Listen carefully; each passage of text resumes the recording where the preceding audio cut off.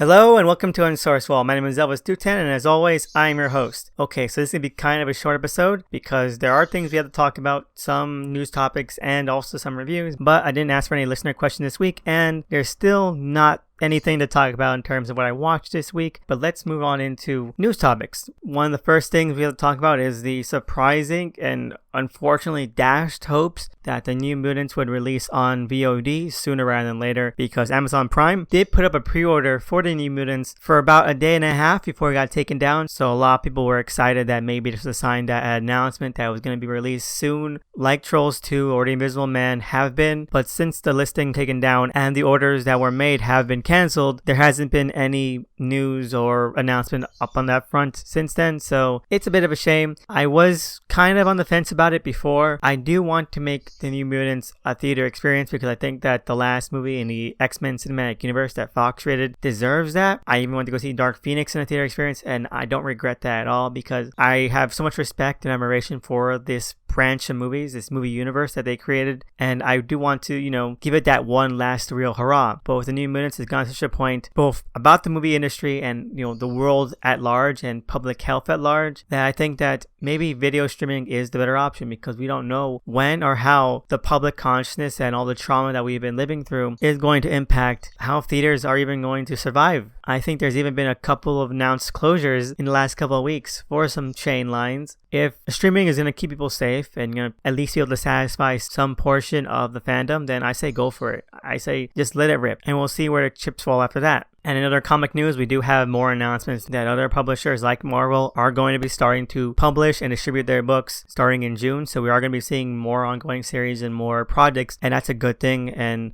hopefully we can find a way to do this that's safe for the consumer, that's responsible, and that is as easy as possible to, really get everything moving while also not putting anyone at risk. So fingers crossed for that. And speaking of risk and health, the last thing I want to talk about is that Dennis Cohen, who I did announce was having health troubles, seems to be doing fine and he's in healthy condition. He made it through whatever problems had been plaguing him. There's been a lot of vague reports on that, but what has come out is that he is doing fine and it's on the mend. So I think we all be grateful for that.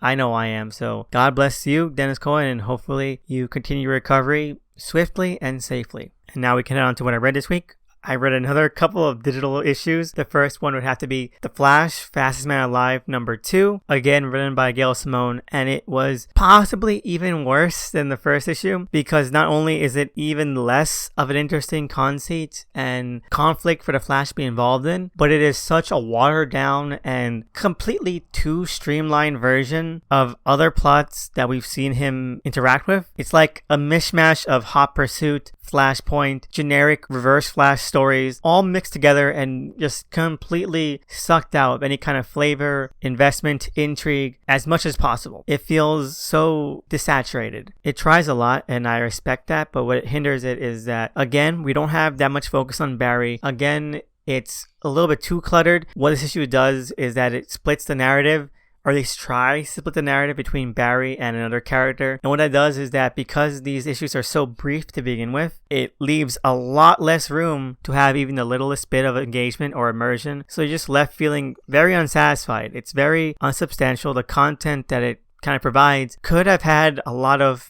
potential, but what you get is just a chorus line of cliches, both in terms of narrative structure and of course in the plot, and the way it tries to finagle and wrap around a larger mystery with Professor Zoom is done in such a limp-wristed way that doesn't really seem to be engaging in the way that Professor Zoom can be. What we get instead of the petty, ultra judgmental, completely selfish character that Professor Zoom is, we instead get this really underwhelming origin story where he goes mad during an experiment and his powers are too unstoppable to control. That's not that interesting. It's leagues less exciting and thrilling than someone whose entire modus operandi is that they are jealous of you, that they are that petty and self-centered that they will stop at nothing to just one-up you in any way possible. And instead you just get mad scientist. There might be more to it later when we get more into it, but right now it just seems very standard. It's too standard, and again, it's not as centralized as Superman was or Swamp Thing was. And what else is there to be? If you're gonna make these sweet, short comic book superhero stories, You have to, actually focus in on a point, on a core theme, and that's not something that The Flash is doing. So I'm probably going to drop it. If the third issue next week doesn't wow me or really hook me in or show me that there's potential here, I might not even review it. Overall, 2 thumbs down. It's worse than mediocre at this point. It's just unoriginal and boring. After that, I did read Swamp Thing New Roots #2 by Mark Russell, and this issue was slightly worse than the first issue. It feels like it's trying The Flash to do a lot of things, but what makes this one keep afloat is that it nails the tone exactly. It hits the right atmosphere and mood that the first issue really excelled at. And what gives this the extra points for me is that it's trying to get, like I said last week, that Len Wein old EC horror comic style attitude to itself. And while that might not be the most exciting thing to say, that kind of attitude and atmosphere and personality and charm is a pretty novel one nowadays. It's not something you see so often. So the fact that Mark Russell is able to dip into that and able to conjure up a reasonable and somewhat fun facsimile of it is enough to make it stand out. Is enough to give it some uniqueness, at least not only just within the rest of the digital comics, but also comics at large.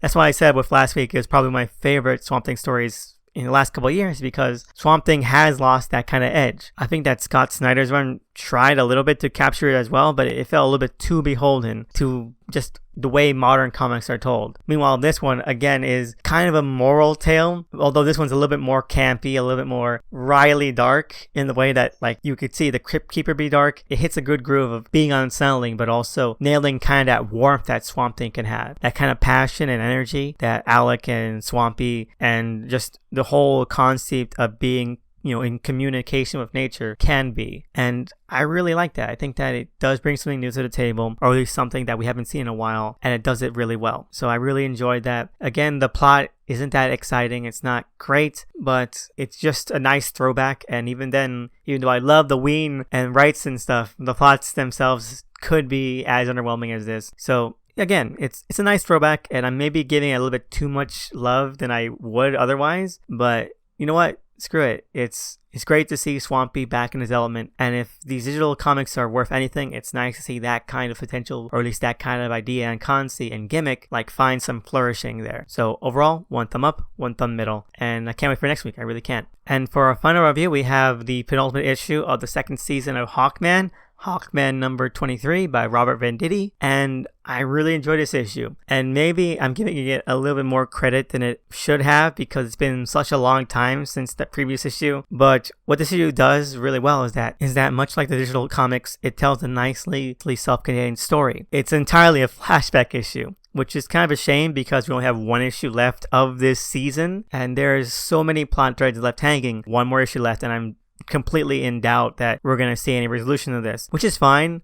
Maybe if Venditti really focuses in on the 3rd season and makes that a great kind of final act for this mega story, then I can see why he would do that, because this 2nd season has been very aimless, very shifting, very variable, and doesn't really seem to have a core theme or motive to itself. So even though I like this issue, I think it's really great because it tells a very nicely paced and very atmospheric and very moody and very emotionally weighty story about one of Carter and Shayera's past lives and how they fell in love in that past life because of their communal bond, and also their shared passion for life and their shared earnestness. I am thinking that this could have been used for better effect, and maybe could have been paced out a little bit more substantially, because there is so much stuff to get into, and if we're just leaving that all for the last issue next month, then that is going to be not that great. It really isn't. But this issue on its own is really fun. It's really, again, very passionate. It's very emotionally heavy. It focuses in on not only Carter's insecurities and his sort of depression and the trauma he carries with him from his past lives, from the kind of unknowingness of what his purpose in life is, and how that kind of divides himself from the rest of humanity, but also brings him close to Shayera. And it leads to a wonderful moment where they are reunited in the present.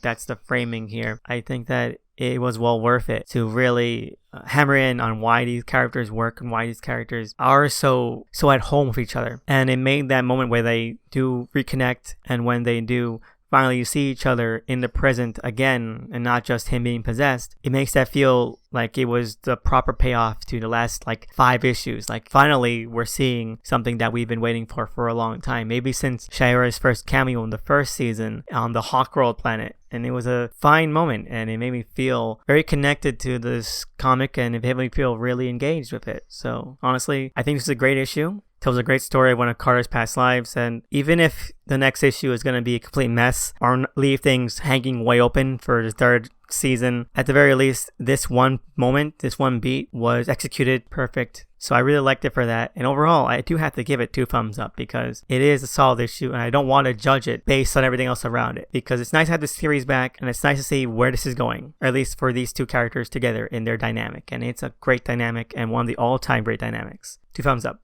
And that's it for what I read this week. Like I said at the start, there's nothing to watch. Stargirl premieres in like 2 weeks, so when that begins, I'm going to get right on it. Fingers crossed for that. I didn't ask any listener questions, so I just want to give a shout out to everyone out there who's ever sent in a question, comment, or topic. And like always, I'm really humbled by it. So I just want to say thank you so much. And if anyone out there has their own questions, comment, or topics, you can always find me on Twitter at THE_SNICKMAN. I'll give a shout out to the cover artist for the show at DOTEMCEE. Please check them out. They're amazing. As always, just stay safe, and hopefully you have a great week, and we'll all get through this together. So have a great one, and see you again next time.